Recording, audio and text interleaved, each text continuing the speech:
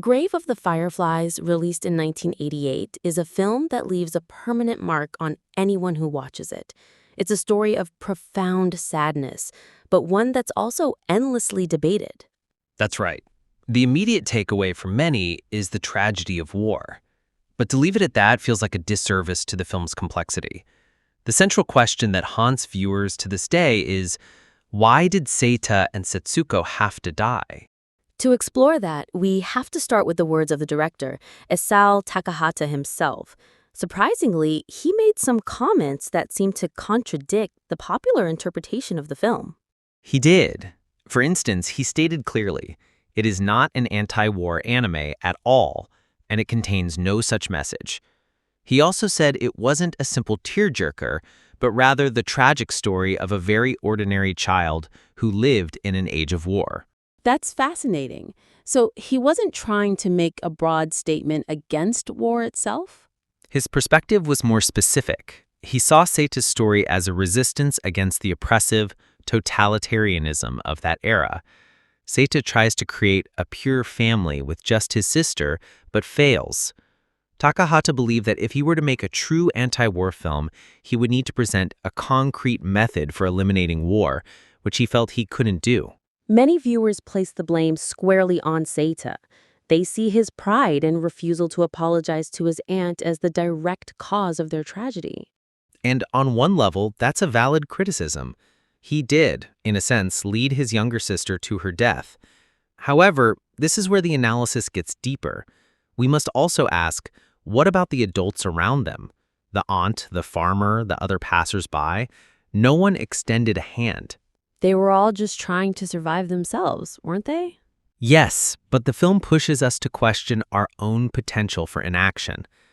The criticism towards Seita might be a way for us to project our own guilt, a guilt that comes from knowing that even in our modern, non-wartime society, we often ignore people in need.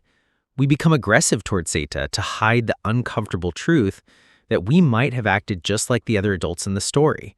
Director Takahata also used a very specific term to describe the story structure, a shinju mono. What does that mean? Shinju mono translates to a story of a lover's suicide. He saw the film as a story of how the two of them head toward their deaths in a closed world. It seems like Seita unilaterally involved Setsuko, making it a moody shinju, or a forced double suicide. But you're saying there's another way to look at it. Exactly.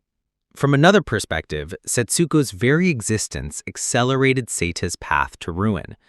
If he had been alone, he might have survived by staying with his aunt. This dual perspective is what makes the film so powerful. It's not about finding one person to blame. Seita was a foolish child, but the aunt was also cruel. He caused Setsuko's death, but he also cared for her deeply. The film is also praised for its incredible realism. It doesn't just show the horrors of the air raids. That's a crucial point. Takahata, who experienced an air raid as a child, meticulously depicted daily life. We see that banks were still functioning, doctors were available, and children still played. The film serves as a form of ethnographic material, a realistic testimony to what life was actually like. It's a documentary of the past, brought to life through animation, because you can't go back in time with a camera.